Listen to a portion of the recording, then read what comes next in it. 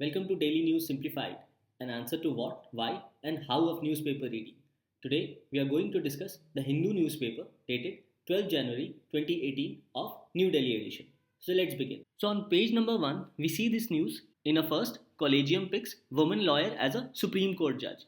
The same news appear as a continuation on page number 12. So let's see these two news together. So here, what is the news?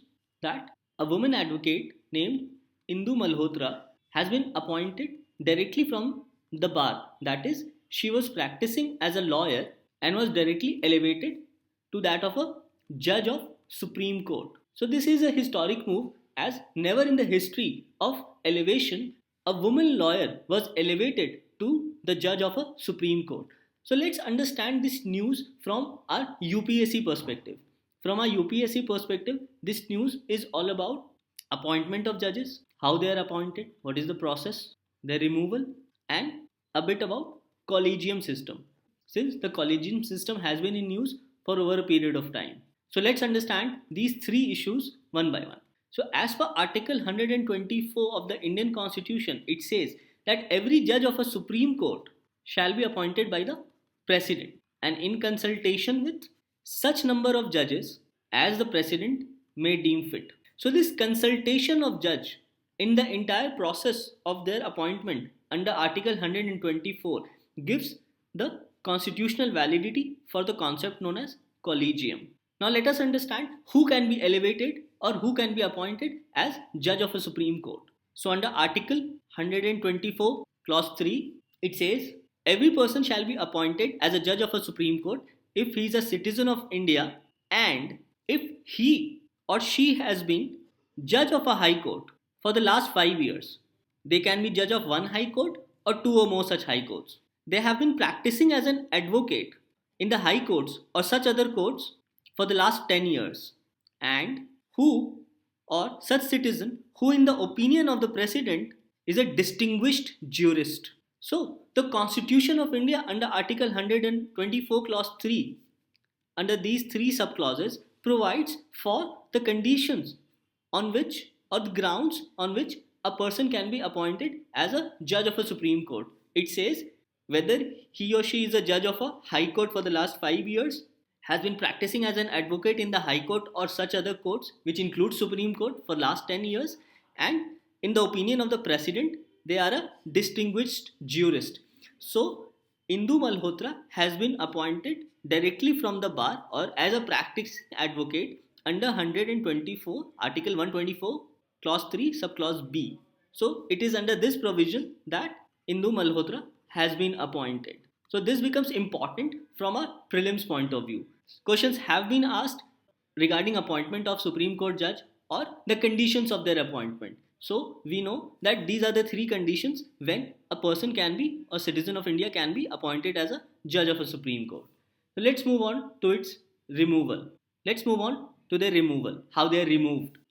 So Article 124 clause 4 of the Indian Constitution provides for the removal of judge of a Supreme Court, and they can be removed on grounds of incapacity or misbehavior. Let us understand the process through which they are removed, because this becomes an easy question for prelims. So the process starts as after an address of such removal by each house of the parliament. When we say each house of the parliament, it means Lok Sabha as well as Raj Sabha, and such address shall be supported by a majority of total membership of the house, that is 50% plus 1, and the word used in the article is and. So majority of total membership of the house and by a majority of not less than 2/3 of the members of the house present and voting. Thus these two criteria should be fulfilled at the same time, that is 50% plus 1 and also 2/3 of the members present and voting. And this decision of both the houses of parliament, that is it has to be passed both by Lok Sabha as well as Raj Sabha. So after both the house pass this address by 50% plus 1 and two-third members present and voting, then this has to be presented to the president.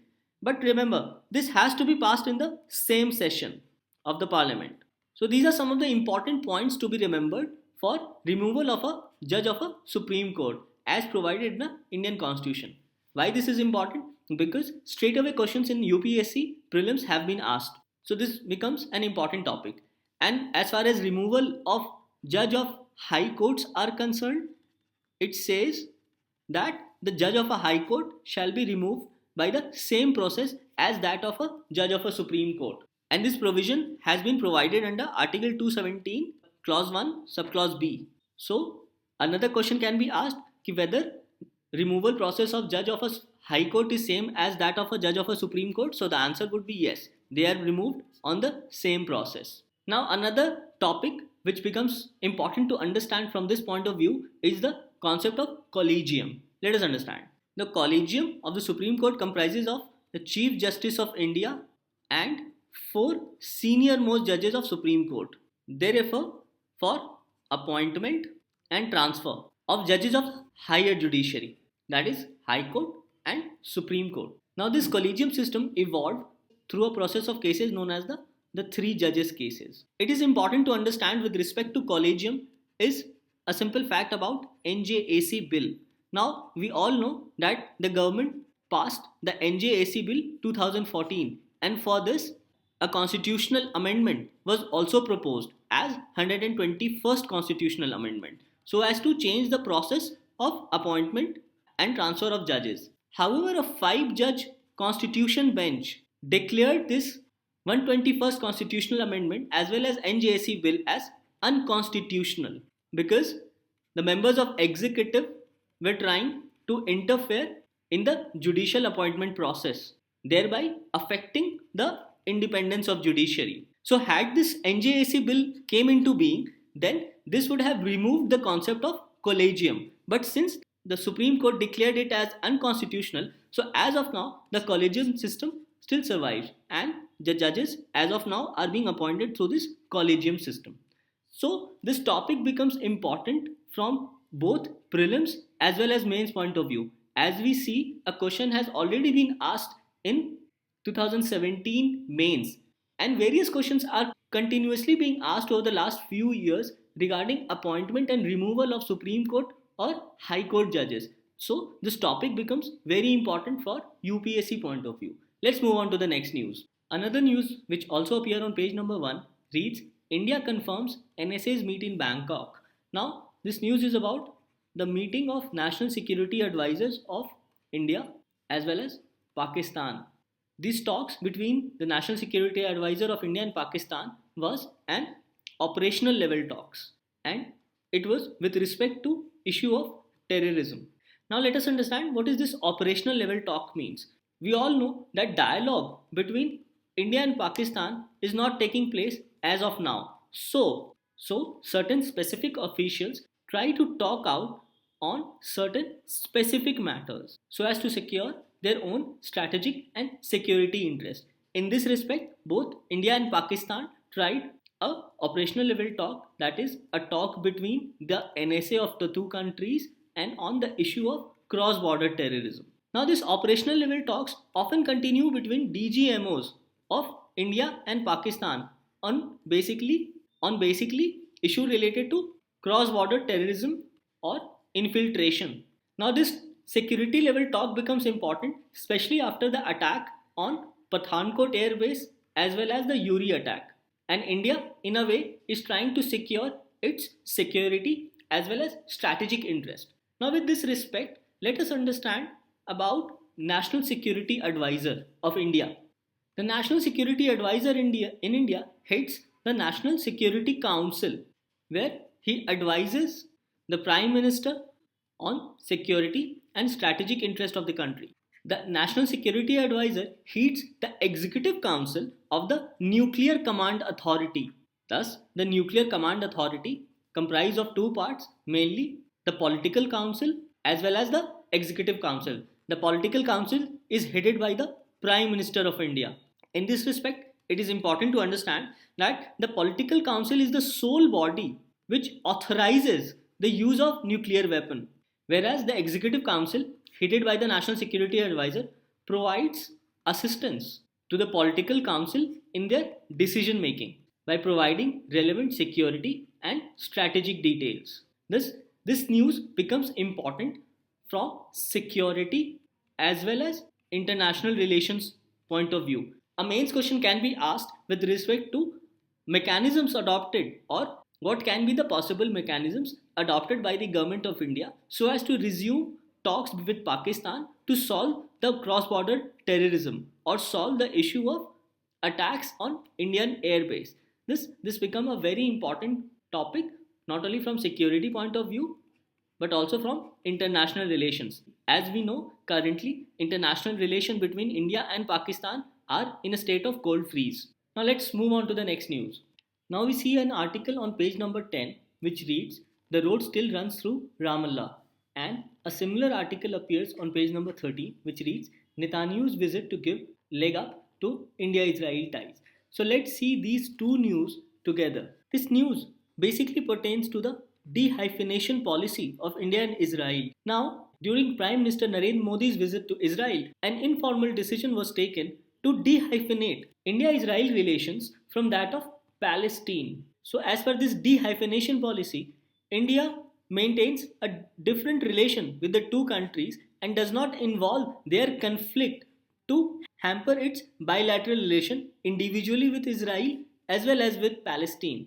However, in this article, the author has asserted that India should not dehyphenate its policy as it will allow India to have an influence in the politics of West Asia. So this article basically talk about strengthening India-Israel ties, especially in the field of defense and strategic partnership, where 41% of Israel's total defense export is made to India. India and Israel also participate in counter-terrorism mechanism as well as intelligence sharing. Then, in the area of science and technology, India and Israel, particularly in the field of agriculture, are trying to enhance their bilateral relationship and sign various MOUs. Also, with respect to water technology, India is trying to understand the concept of India is trying to incorporate the technology of desalination plants which will desalinize the seawater and make the water available for use. Earlier, India-Israel relations very low profile. However, with the coming of this new government in 2014, India has changed its stance because of the dehyphenation policy. Now, the relations with Israel are not shadowed or kept at low profile due to Israel-Palestine conflict.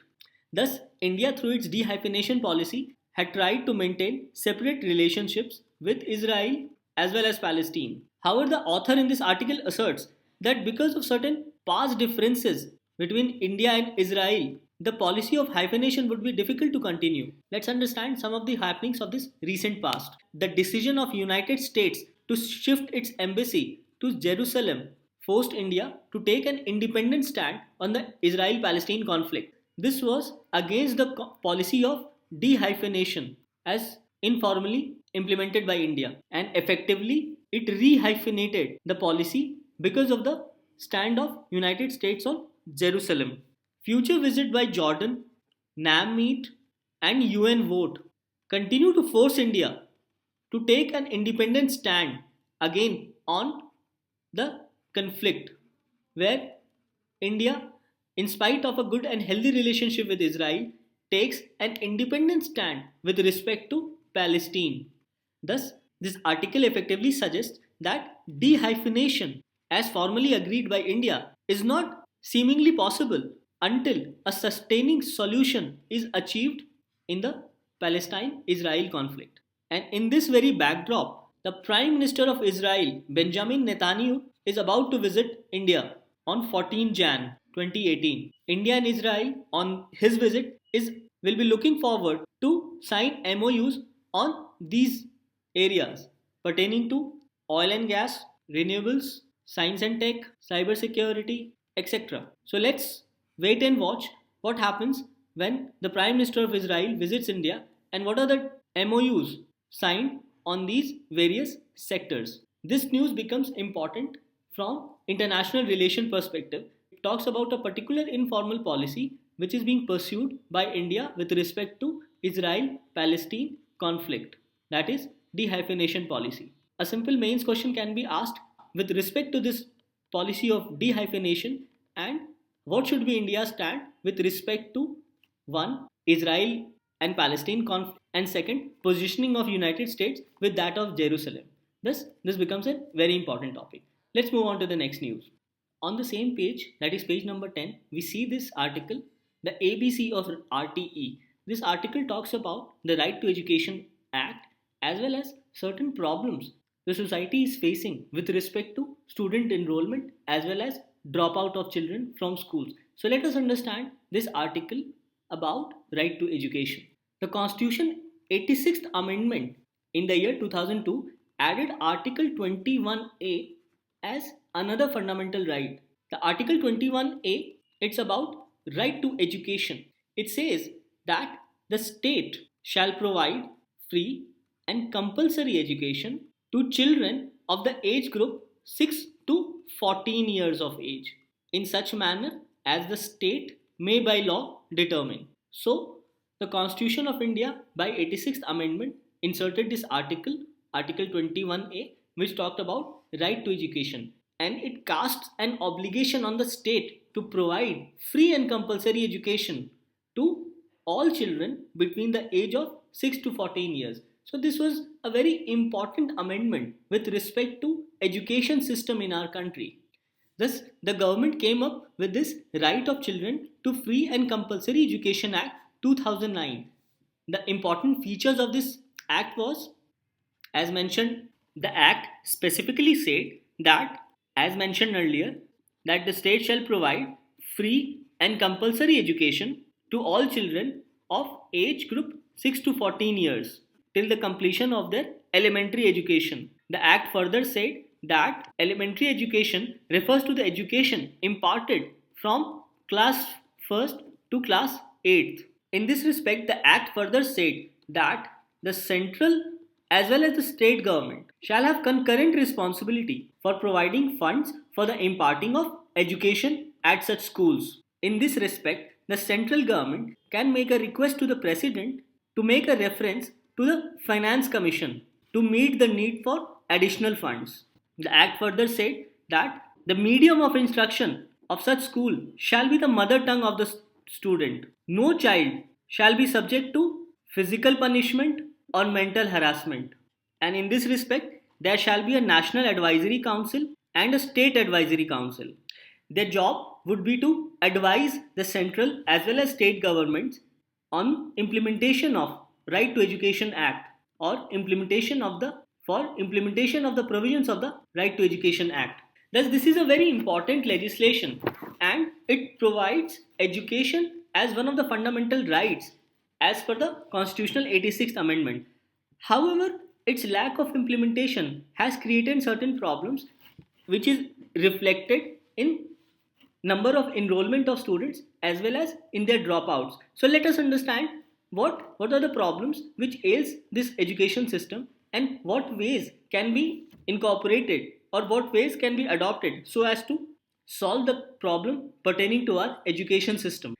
So as mentioned earlier, one of the problem is with respect to lack of proper implementation. The provision of this act is not properly implemented because of either lack of basic infrastructure, lack of quality teachers, or due to insufficient number of students available at a particular school.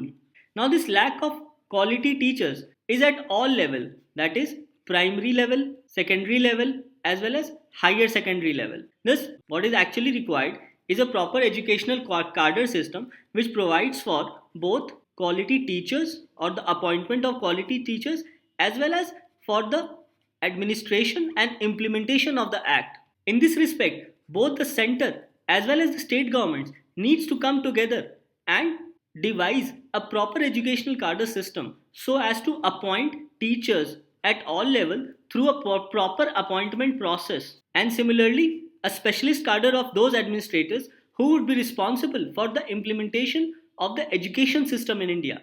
This will not only provide as the basic infrastructure for improving of our education system, but it will also increase or improve job facility to teachers, and it will also provide them a sense of financial security. This one of the key to implement Right to Education Act to appoint teachers at all level of education system. The next problem is lack of student enrollment or student dropout from schools. Thus, the government should ensure to bring a child into the schooling system by devising various mechanisms and not only bringing the child in the education system but also able to retain them through their various development process. Thus, their retention, that is, when they enroll in class 1, then they should go on to 1, 2, 3, 4, so on, and they pass the class 10th, and they should also continue further their education. Thus, this problem of retention should be tackled or addressed properly by the government. This is one of the key concerns in our education system. We see a number of dropout students. Thus, this is an important area for the government to look into. There are a number of students who have yet not enrolled themselves into the formal education system because of various social pressures such as girls, orphans, disabled, or those children who belong to the single parent family. Thus, the government should stress on the need and importance of formal education system so that all these who are not able to enroll in schooling system because of various reasons should effectively enroll themselves. The whole purpose of education is to make the society more informed, as this will not only lead to their development but also for the development of the society as a whole. Informed children leads to an informed society. Thus, education is one of the key to the development or growth of a child. Thus, all these points become important while addressing the problem pertaining to school education in India. So, this topic becomes very important not only from prelims point of view but also from mains point of view. From a prelims perspective, you must remember that Article 21A was never the part of original constitution as it was inserted by the Constitution 86th Amendment, and it provides for free and compulsory education to all children from the age group of 6 to 14 years. Thus, a simple prelims question based on statements can be asked with respect to right to education. Further, you should also remember that under Right to Education Act, this the government shall have to provide free and compulsory education till elementary education or from class 1 to class 8, and in this respect it would be the duty of the central and the state government to provide so, and the language of teaching shall be the mother tongue of the children. These becomes important from prelims point of view. From a mains perspective, education becomes one of the important social issue as questions can be asked with respect to Right to Education Act or the lacuna in implementation of educational system, or the question can also ask you to write down the ways or the mechanisms which the government should adopt so as to improve the education system in our country. Thus, this becomes a very important topic from our exam point of view. Let's move on to the next news. Now we move to page number 15. Here the news reads tax authorities attach Benami properties worth 3,500 crores. The government, or specifically the Ministry of Finance, has attached more than 900 cases of Benami transaction and which was worth 3,500 crore, thus bringing significant revenue for the government of India.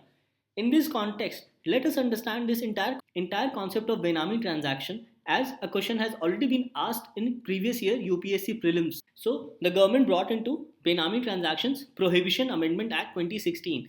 This amendment was to better the previous act of 1988. Now, let us understand some of the basic concepts with respect to this Benami Transaction Act. It defines Benami property as any property that is movable or immovable, which is a subject matter of Benami transaction. Thus, any property which is a subject matter of Benami transaction becomes a Benami property. And in this context of Benami property also includes proceeds or money received by selling such property. So, in order to fully understand this concept of Benami property, we also need to understand what is a Benami transaction. Let's see. It says Benami transaction is a transaction or an arrangement where property is transferred or held by a person. For example, let's say A. However, the price of such property is not paid by A but is paid by some other person. Let's say B. Thus, this is the absolute basic of a Benami transaction where the property or in such a Benami transaction where the property is transferred or held in the name of a particular person whereas the price for such property or the consideration for such property has been provided for another person. So this completes a Benami transaction, because once we go through the official document of that property, then we will not be able to find out the name of this particular person who has actually paid for the price of the property, because in the papers it will show that the property is registered in the name of some other person. Such kind of transaction, where such kind of a property, which may include a movable property like shares, stocks, gold, become a subject of Benami transaction, and also immovable property like investment in properties, real estate, flats, etc. This is actually a Benami transaction. Now, why this Benami transaction take place? Let us understand this very simply by a very simple example. Suppose in this example, B, he earns an annual income of rupees 6 lakhs rupees, but recently purchased property worth rupees 10 crores. Now, as per his annual income earning, and when he files his income tax returns, that is 6 lakhs per annum, it does not fully say that he'll be able to buy a property of 10 crores. Then what he does? Then this person buys in the name of A. So this becomes a Benami transaction. Why? Because he is not able to provide his income sources to the tax authorities. Thus, this becomes an illegal transaction. Thus, the government, in order to stop such transactions, has come up with this Benami Transaction Prohibition Amendment Act, where it simply says that any Benami transaction shall be a criminal offence, and such property shall be confiscated by the central government. Thus, Benami transaction becomes a criminal act. In this context, there is another term known as Benamidar. Let us understand who this Benamidar is. Benamidar is a person or a fictitious person in whose name the Benami property is transferred. So in the above case, A would be the Benamidar. Thus, any property which is a subject matter of Benami transaction shall be confiscated by the central government. And Benami transaction provides for both imprisonment as well as fine. And imprisonment can be from 1 year to 7 years, and fine can be up to 25% of the fair market value of the Benami property. Thus, this is an important topic with respect to UPSC, as it directly addresses some of the key concerns of the society. For example, corruption. It addresses the issue of source of income of such person involved in Benami transactions, and it also pertains to the issue of black money. Why black money? Because as we remember in that example, that person, when he filed his income tax returns, he was only able to file for 6 lakh rupees, but he purchased a property worth rupees 10 crore rupees. So he could not have shown this amount in his income tax return. So the rest amount was his black money, or such money on which tax was not being paid to the government. Thus, this Benami Transaction Act effectively stops the flow of black money into the system. As we have seen in the news, that already more than 900 cases have been registered, and proceeds worth 3,500 crore has already been taken by the government. So this is an important deterrent act, so that people do not get involved in such Benami transactions, and if they are, then their property will be confiscated, and not only that, they might be asked to pay a fine up to 25% of the market value of such Benami property.